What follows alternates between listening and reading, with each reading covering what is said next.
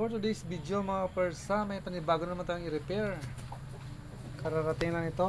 Subukan natin kung anong problem niya.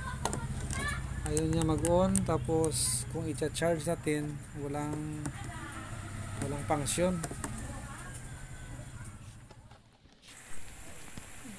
Okay.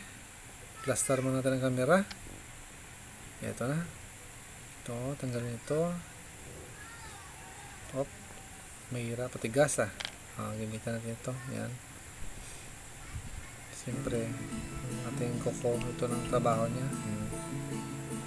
Yan. Tanggal na.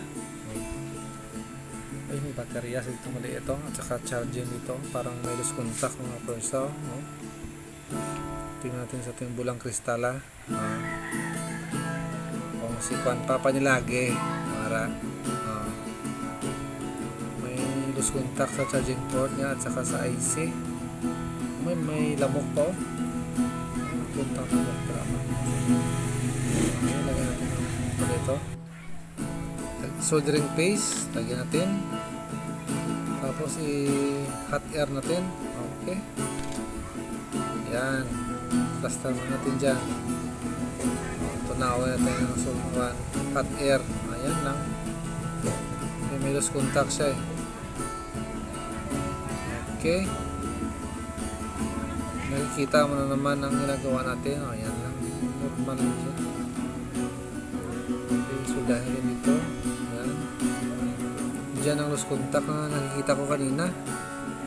Dito din. Meron din sa may charging port niya. Ayan. Diyan. Saka dito. Dito.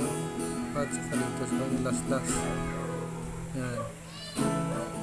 Okay. So, siyempre, ang next natin, hugasan natin ng thinner ng mga persa. Kaya ng thinner, basta thinner. Okay, ayan. Check natin kung may nagdikit ang mga nasolda natin or short circuit, baka masisira siya. Okay naman. Ayan.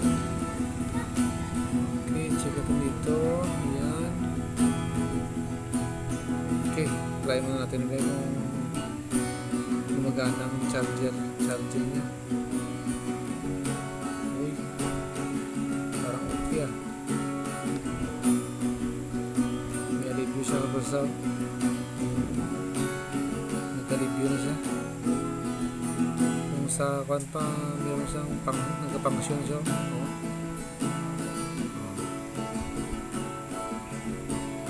Easy repair lang tayo mga persa.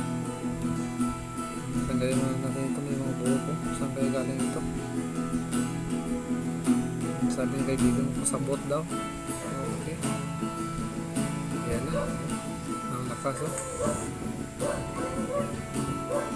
Yan. Nakalakas talaga. Okay. Ilak muna natin mga persa. Para mapahingalan na natin ito. Pira na itong persa.